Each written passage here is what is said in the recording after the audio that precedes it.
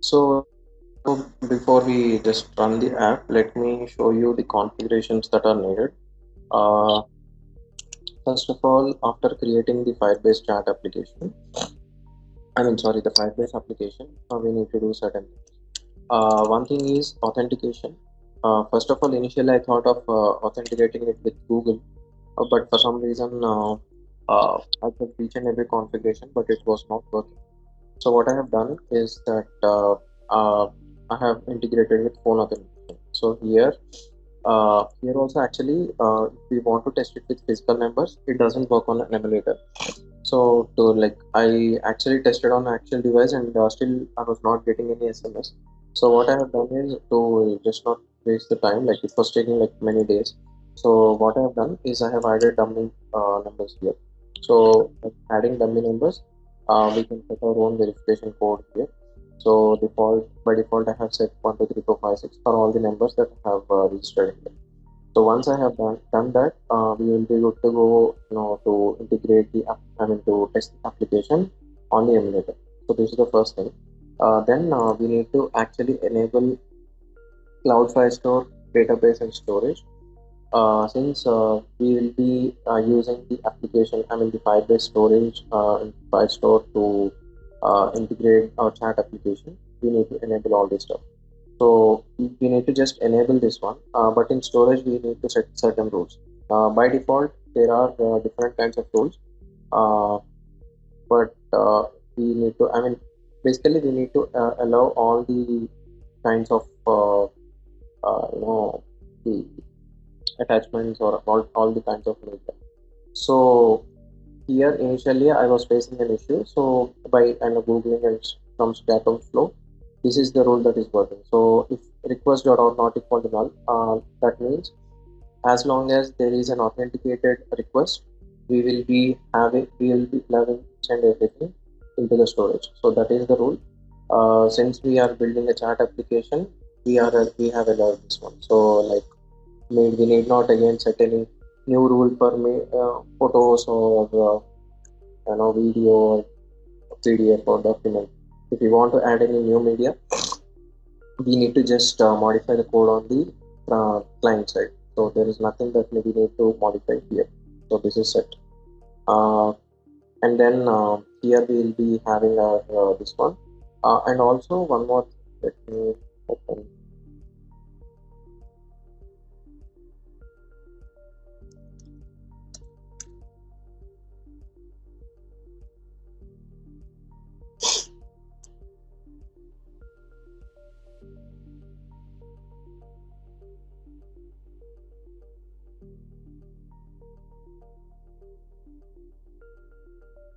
Okay.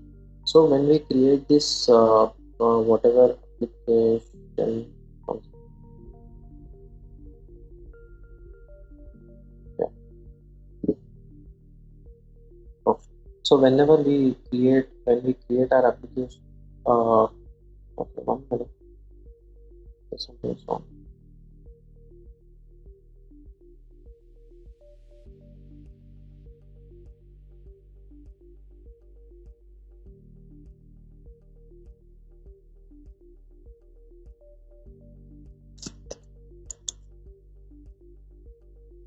Yeah. Okay. So here, whenever we have created our application, specifically for authentication, we need to log into the Google Console Developers. For now, we do not have any we need to do certain settings like, for example, whatever application we have created, so that we need to copy paste so that we will have certain, these are certain configurations that need to be set for our authentication purpose. So those kind of settings we need to do in the console developers google.com. Once that is done, our app will be up and running. The Firebase integration will be up. So then we need to go for our Flutter application and start doing the whatever settings whatever code we need to do, we can start from there. So here first we have a registration page where the user needs to enter his or her phone number. So if you remember, we have enabled the phone authentication from the Firebase. These are the three working phone numbers that we have, that we have directly configured, right?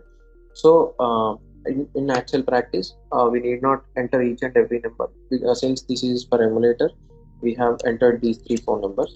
So in the registration page, we will be having a text box where first we need to enter the phone number, and then a pop-up will appear. So that related, the code related to that is in the registration page. Okay, so verify phone is here, and once we have entered the verify phone, we will be having we will be showing a pop-up to enter the SMS code. So this is the SMS OTP dialog, uh, where once it is entered, once the match is done, once it is entered, we'll be going for the sign in method. So here we will be passing the verification ID SMS OTP. Okay, uh, is done, authentication will be done, and we will be adding the entry to the database. So whenever a new user is registered, we will be adding them to the database collection. So this is all predefined code. I've got it from from a blog. So this is the complete set of stuff to add the user to the database collection, and we will be pushing that update to the Firebase. Okay, then yeah. So this is the home page. So now I have entered.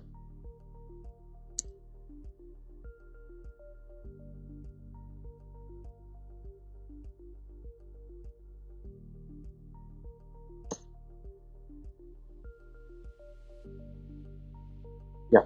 So once this is done, we will be seeing the contact page, right? uh,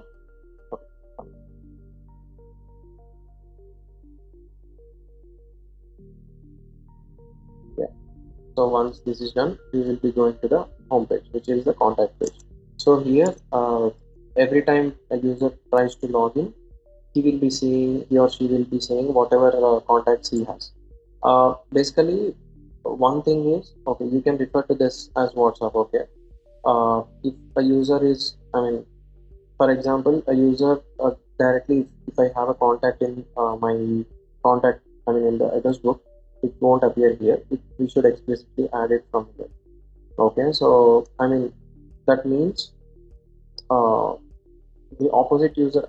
In order for a chat to be initiated, the recipient also should be uh, registered through this application.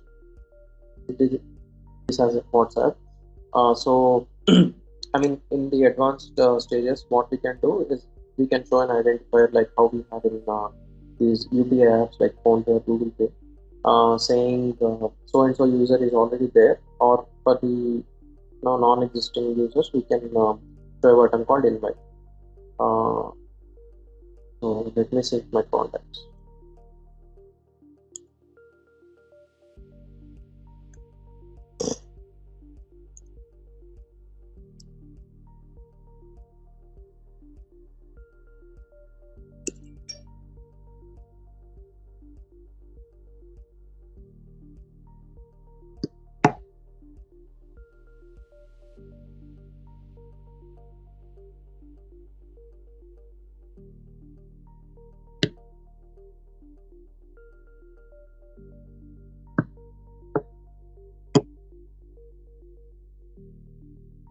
Okay, so here we will be saying whatever contacts I have synced with my email.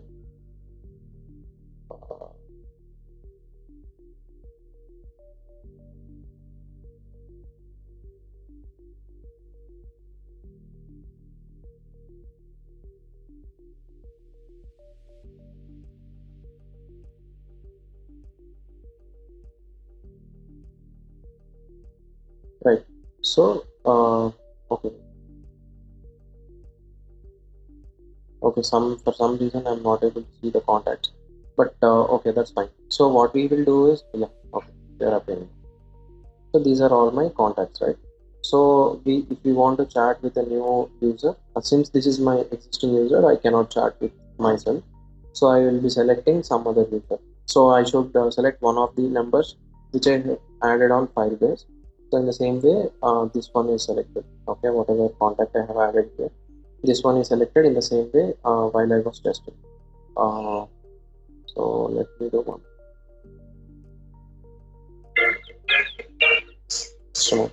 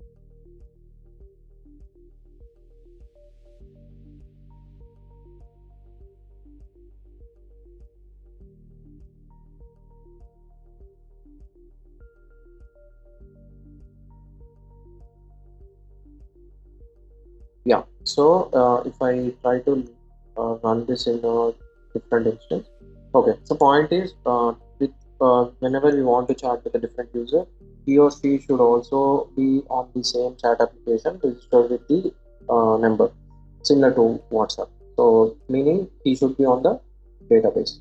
So whatever Firebase database we have, the user should be there on the it should appear in this tab. So that will be done only when we log in to the application. Okay. So let's go back to the code. We have different kinds of things here. I mean the details about the user, UID, name, profile photo, and the name. Sorry, UID, name, and profile photo. So for each user, these will be like you can treat this like a database. So profile photo, if you want, you can share it like external URL. So we can store it on a different database, or maybe we can store it on this one only while we log in. So we can add a new field and update the this one. So once we update that, it will be done. So in this application, we also have this profile page where we are just updating the name. So here we can add one more field called photo, which will be updated like a URL, and whenever the application like starts, it will be directly rendered and shown in the application. Okay, so this is the contact tab and all that. So once this is done, we'll be going to the main chat page. So this is the main page. I mean, since this is a POC, I have written everything in a single page. So thing is, uh, whenever we have a chat interface, we should be having two kinds of layouts. One is sender, and the other one is receiver, right? Uh, so first of all, generate sender layout. Uh, Basically, whenever okay, two things. One is in the same application, we need to show all the sender details on the right side and the receiver chats on the left side. And the same chat, it should be reversed, right? So for that, what we are doing is we are comparing the sender ID to the UID. So this sender ID will be generated somewhere else.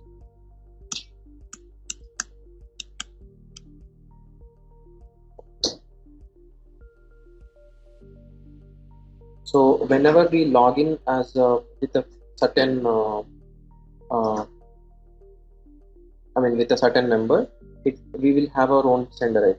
Okay, we chat with a different person. He will have his own UID. So in that case, in a case where we are logging with our own ID and the sender ID matches with the UID, we will be treating in the application that uh, we are a sender. We are the senders. Otherwise, it is a receiver, right? So that is how we are comparing. So if we are a sender, if we are starting from the sender UI, we will be generating this particular UI. So this is just a column where we will have the alignment to the end. We'll be having our name. So if there is a name, there will be a name. Otherwise, there is no name. And then we will be showing the get message widget. So here we have these kind of conditions. 2, 3. Okay. So initially there was only this one where we will be rendering the text. Okay. Also image was there. So before that, let me go back here to the text page. Okay, build text composer. If you see in the application, we have a row at the bottom which is the build text composer. This is the build text composer widget, which has a text box, a send button, an image, a video button, and an attachment, right? So this is the complete widget where we have a row with all the icons, I mean with all the fields. So inside for the photo we have one kind of method, for the text we have one kind of method, for other attachments we have different kinds of methods. So let me show you the text field. So here on submit, once this whatever message is typed on submit, we are calling the send text method. So here we have send text, sender ID, sender name, profile photo, image, URL, time, etc. So since this is just a text, we are not sending anything in the image URL, and we are just sending it as a text. Okay. For a attachment, we will be doing a different in a different way. So for each of the attachments, I have added a plugin. So if you come to show in the pubspec.yaml, I have a image picker for the images. I have a file picker for the files. Okay. For the video player, I'm just using the file picker only, since that will take care of the particular okay, here in the file picker itself I have a specific extension to allow specific kinds of files. Okay, for videos I'm just for files I'm allowing PDF and document. For video there is a different kind of logic. Okay, so yeah, so video also I'm using image picker only, and instead of pick image I have used pick video. So this will take care of restricting the other kinds of extensions.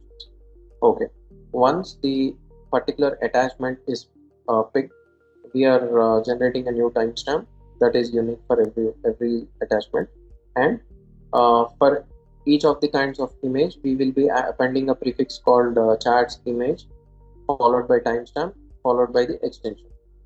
And then we have this upload task method, which will put the file there, and it will complete, it will upload the particular attachment which we have uploaded, which we have selected. So once this is done, we are storing a file URL.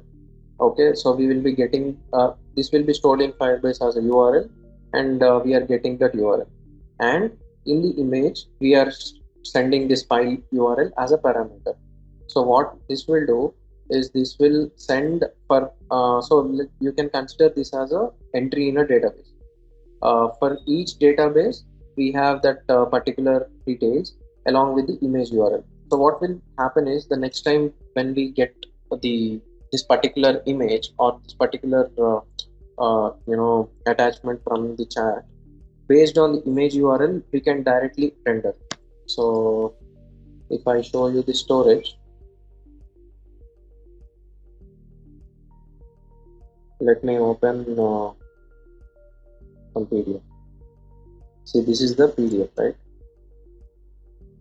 As you see here, this complete PDF is stored as a URL. Okay, so next time whenever we get this particular URL, we will handle that with our plugin. So whatever plugins we have used, using the network URL, we will be rendering these particular attachments. That's the reason why we will be storing them as URLs. So just string. Similarly, for video and document also, I have just modified this particular JSON. So we do not have any specific restriction about the data type of JSON. We can pass anything we want. So this is the thing I didn't understand initially, but then I understood. I just tried, and on trial and error I understood that. So for videos I pass video URL, and documents document URL. Let me show the logic for this one also. So we have done with camera. So this is the video. For image I have just added it as img. Here I have vid, and attachment, I mean the extension as mp4. Instead of pick image I have used pick video, and from gallery I'm picking it. The other logic is entirely, I mean the rest of the logic is same. For documents I have used a file picker. I'm only allowing PDF and document here. Once the file is picked, I'm getting the file from this one, and storage is done. So instead of img or vid, I'm putting it as file, and extension I'm getting dynamically because I have allowed two different kinds of files, PDF and doc. So here, using this particular variable in that object, I'm getting the extension, and it will put that particular extension. So rest of the logic is same. We will get the URL, we will be uploading that particular file, and we will be passing this URL to the send file method. So we can make, create a single method to make it reusable. So I have created 3 different methods, which is unnecessary, so that we can do if we develop a real application. Okay, so now we have uploaded all the attachments, right? Attachments or text, whatever it is. So let's go back to get the kind, render these attachments or render these widgets. Okay, so as I showed you in the beginning, get message widget is where we stop. So for each kind of URL or for each kind of attachment, I'm putting a check. So if this is not equal to null, so since I have passed unique kind of record, there is no chance that we'll have image URL and video URL in a single entry. So what I'm trying to say is,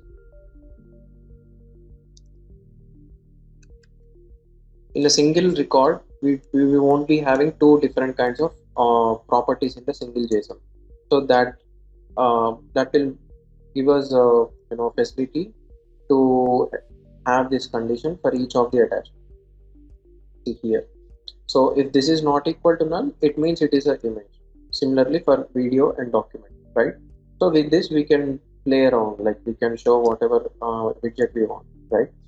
For example, for an image I have stored an inkwell, and I'm rendering over the network. As I told you, it will be stored in a URL using the network image.network. I'm giving it the URL, and it will be rendered there. So this is a thumbnail. Okay, let me actually show you in a different number.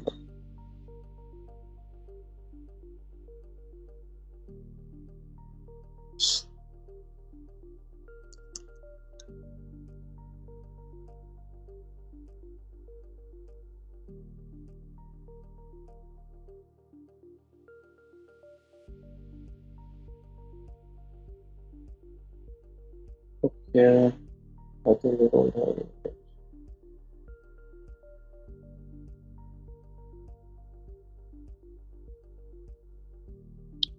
Okay, let me now upload image.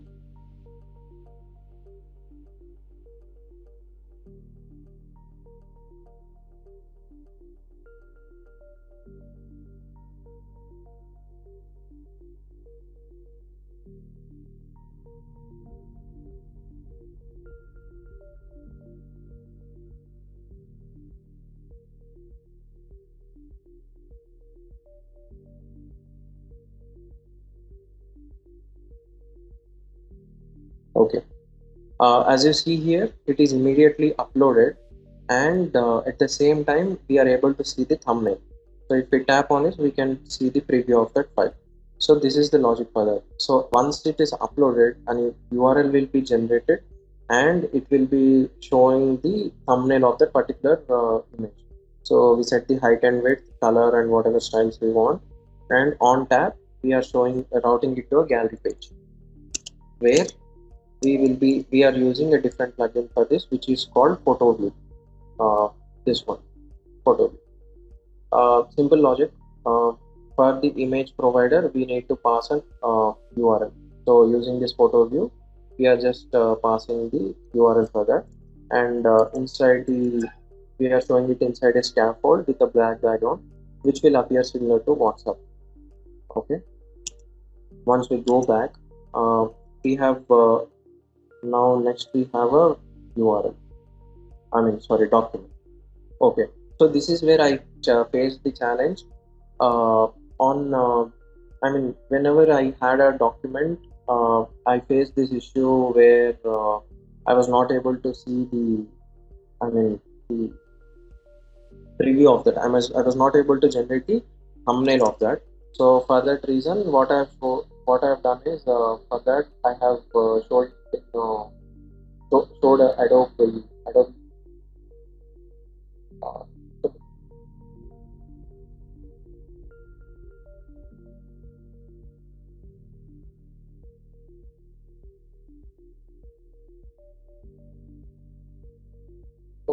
Uh, so for some reason, I'm not able to see the document here. Uh,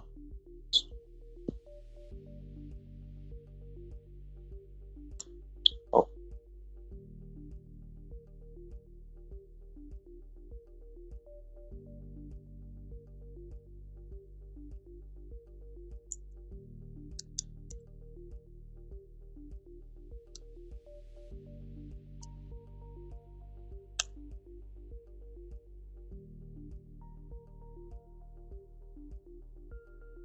we can pass this one. Okay. So since I was not able to generate a thumbnail, I just showed a static image for all the URLs. So based on the extension, if we get the extension, we can show either a document or a PDF URL based on that. Okay. So since I added an on tap method here, we will be able to see the preview of that particular document. So to see the preview, I have used this plugin called PDF Previewer. So if we have a web view, I tried it in the URL launcher actually. So with URL launcher, what happens is every time you try to open that particular PDF, it will be downloaded in your device, which is a like bad UX. So I'm just showing this preview, okay, in a separate widget. So once you tap back, we'll be back to the application. Next, we have the video, where we use this plugin called Video Player. I think I already showed you this. So just a quick recap. With the help of Video Player, so, I mean, again, same thing, we will be able to pass a URL, and from the network, it will be playing that particular video. So similarly, okay, we have a video viewer here. So the on top of this particular whatever video we have, it will be going to the video viewer page, and we will be creating a controller for that video player controller. We'll be providing it with the URL of that particular attachment, and we'll be playing the particular video. So on pressing back button, we can pause the particular video also. So this is a video. So I mean, this is a screen recording I've done in my system for testing purpose. So this is a quick time video. So once I press on back, oops, crash.